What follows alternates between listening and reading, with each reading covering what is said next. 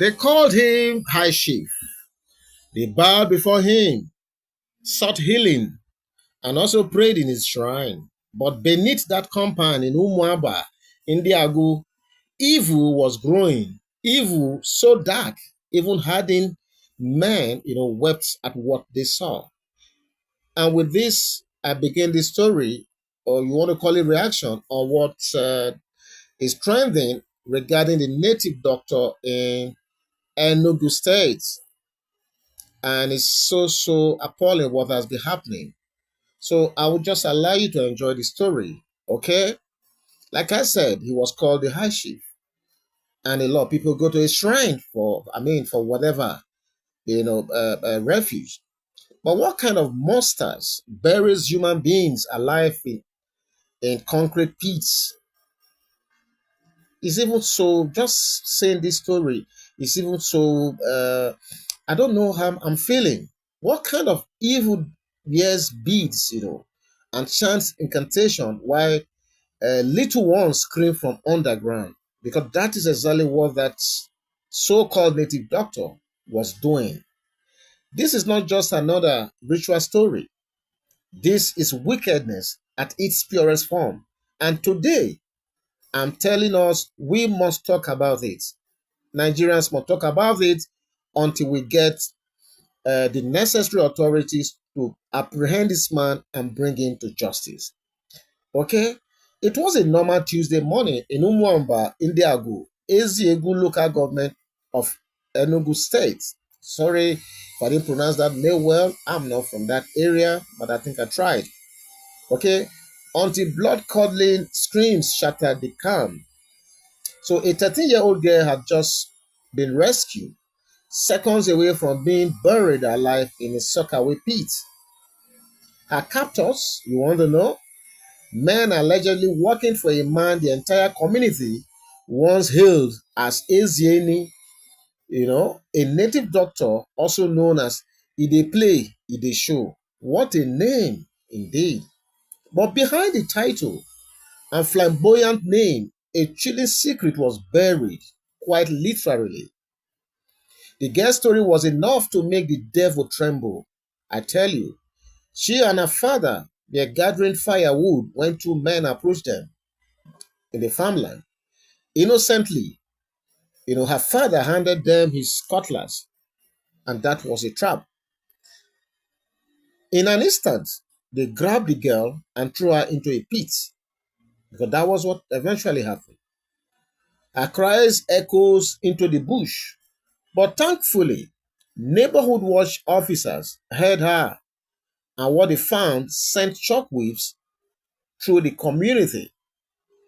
Upon storming Ezieni's house, the horror unraveled completely.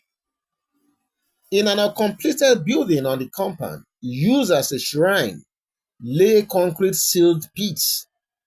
When cracked open, the stench hit first, and then the sight. Decomposing human bodies. Oh my God, oh my God, oh my God. Men, women, even children. Some say pregnant women were also found there. Can you imagine this?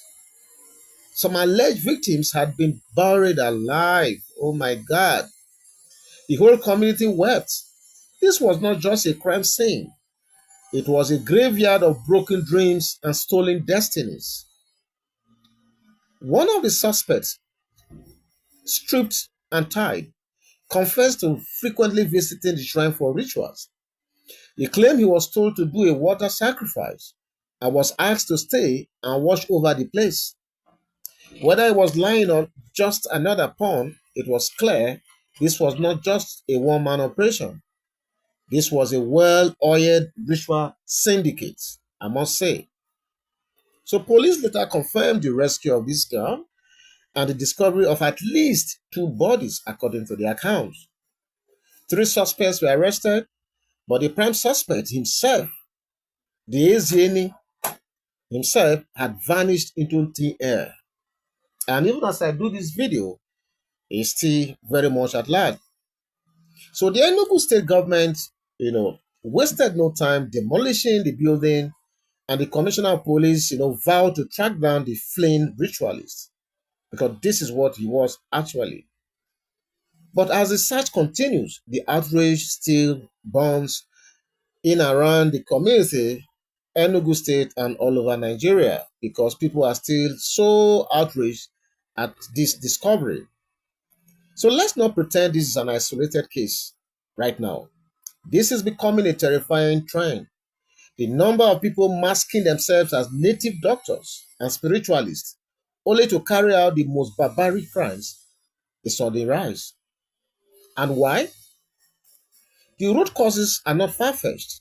First, wickedness of the highest order is behind all of this. We have become a society where empathy is so rare, conscience is dead, compassion is mocked. Instead of being our brother's keeper, many now hunt their brothers for gain.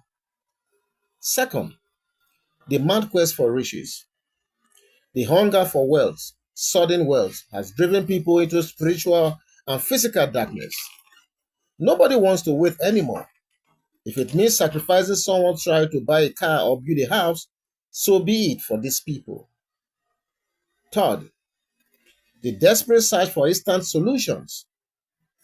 People now run from one mountain to another, one native doctor to another, not to grow their minds or work harder, but to hear shortcut to success.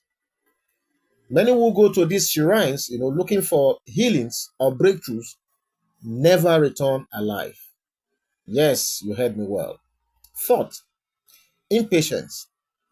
Making it in life takes time.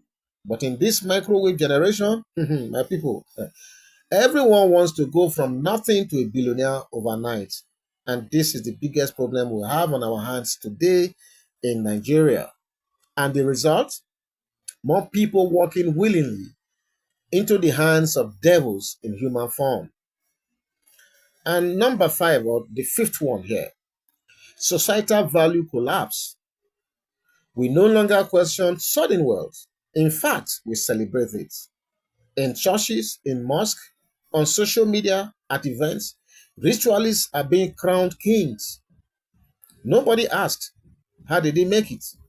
Instead, we queue behind them for selfies. In fact, there are some churches you go to, some of these people will have very questionable characters. You see them being given the front row to sit. You go to events, now these guys then, now them, they take the center stage. Okay? Almost like we are openly celebrating people who have acquired their wealth through very questionable means. And this is not the first time, it's not the second, it's always happening and it continues to happen, unchecked. Okay? So instead of us to maybe ask questions, what we do is to queue behind them for selfies. We see all these things happening everywhere. It's scary to admit, but this is the society we now found ourselves, unfortunately. We now have so-called native doctors flaunting private jets, attending clubs, and throwing money like confetti. And guess what? Celebrities, politicians, and even supposed men of God and are seen dancing beside them. No shame, no questions, no conscience. The truth is, this Ezine case is not just about one evil man. It's a mirror of what our society is becoming or has already become. But let me ask you, how many more shrines like this exist in our villages, our towns, and even in cities untouched, unchecked, and unbothered? If you ask me, my brother and my sisters, I tell you, this is just not one isolated case. This every village, every town, every community you go to, these things are happening. It's just that people have not taken out time, to find them out. This is the gospel truth I'm telling you people. The Enugu government did the right thing by demolishing his compound. That's a good start, if you ask me. But I tell you, that is not enough. The government must launch full investigations and crack down on similar operations wherever they find them or suspect them. These people are not just herbalists gone rogue. They are cold-blooded murderers in spiritual disguise. I tell you, the community must also refrain, from, have not been with these people. I'm talking of our communities now. And our communities must also remain eternally vigilant for people like this. Okay? We can no longer fold our hands and hope for miracles. Ask questions when you see these questionable characters. Watch people, report suspicions, and above all, let's return to values that respect human life and dignity, because we've lost all of this in this country today, unfortunately. Let this incident shake us awake. Yes, because the next victim could be someone close to you or even you. God forbid. I hear a lot of you say, what are we becoming, for God's sake?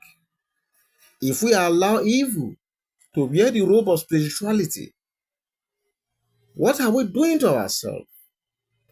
Please, I want to beg of us. Let's be watchful. Let's be wise. And above all, let's be human. Let humanity come first. And with this, my people, I want to leave, I want to end this story here because I don't want to make it too long. What do you think about this discovery and this trendy story? Please feel free to go to the comment section and leave your comments. Okay? I'm going to meet you right there. God bless you. Do enjoy the rest of the day. Bye bye.